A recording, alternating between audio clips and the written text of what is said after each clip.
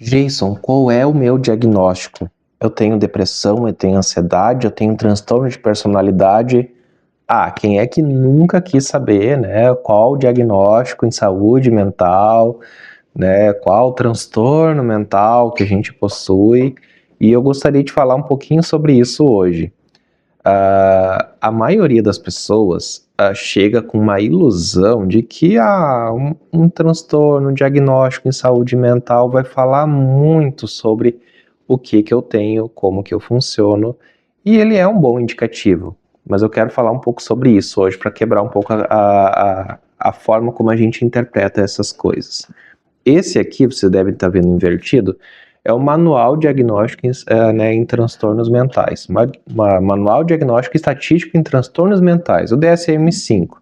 Tem uma versão levemente atualizada agora, não mudou grandes coisas, mas isso é um padrão que é utilizado há bastante tempo. Ali vai falar sobre os critérios diagnósticos para depressão, os critérios diagnósticos para transtornos de ansiedade, transtornos de personalidade, enfim, tudo que a gente conhece ali, cientificamente falando, em diagnóstico, vai estar ali. E agora vem algumas provocações. Esse livro vai entender que depressão, vamos lá, o transtorno depressivo maior, só para dar um exemplo, tá? Ele tem critérios diagnósticos, nem todos precisam ser seguidos, mas na medida que você conseguiu atingir, conseguiu é uma palavra forte, né? Mas na medida que se identificou que você possui, critérios, A, B, C, ali, entrou dentro do mínimo preciso para ter o diagnóstico, voa lá. Temos aí um funcionamento, um diagnóstico em saúde mental.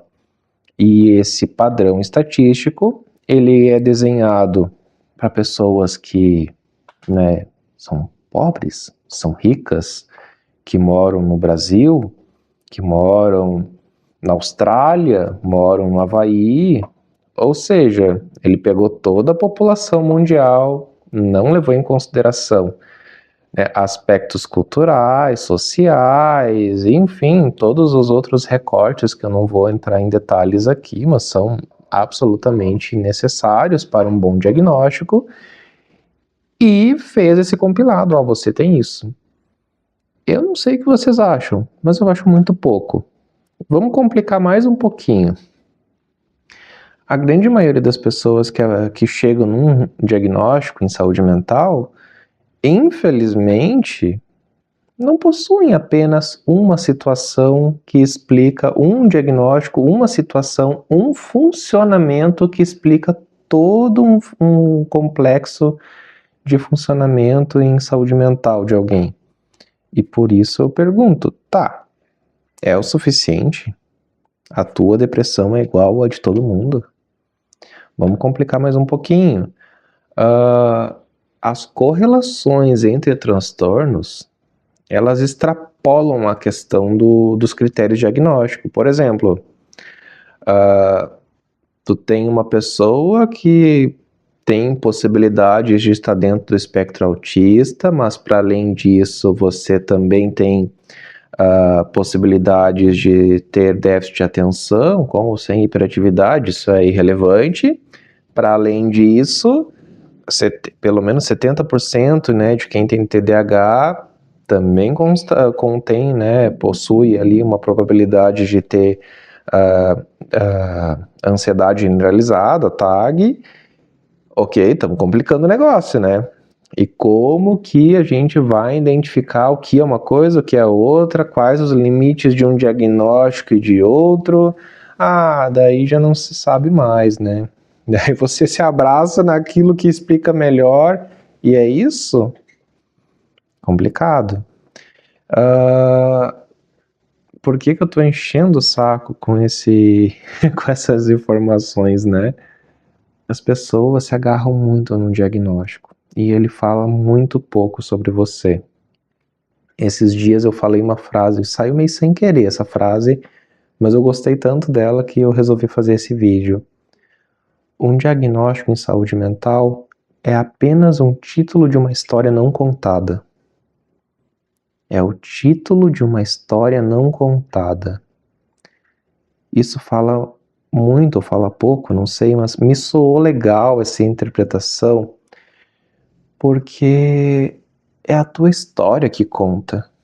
É a construção, seja ela sintomática ou não, seja ela do jeito que for, a forma como você lida com as coisas, a forma como você sente as emoções, a forma como, né, um transtorno X, Y, Z ou a correlação entre eles que vai de fato falar algo que vai nos ajudar, algo pertinente, algo que faça sentido.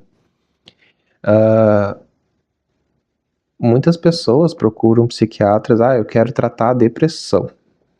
Eu não posso falar pela psiquiatria porque sou um psicólogo.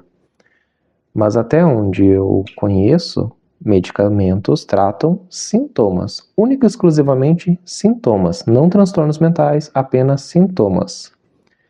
Então ele trata aqueles critérios diagnósticos. O que trata um transtorno mental? Vamos pegar a depressão, que é o mais clássico, né? Mais na boca do povo, assim. O que trata uma depressão? Sim, tratamento de sintomas para nos ajudar, né, a melhorar alguns aspectos, né, da nossa fisiologia que estão ali mais letárgicos, enfim, mais uma vez, cada pessoa tem um funcionamento e uma forma de sentir o sintoma diferente.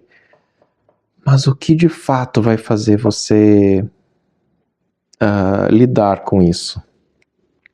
Alguém chuta? A forma como a gente, né, entende o nosso transtorno. Aliás, eu até errei agora. É a forma como a gente não entende o transtorno, é a forma como a gente entende a nossa vida.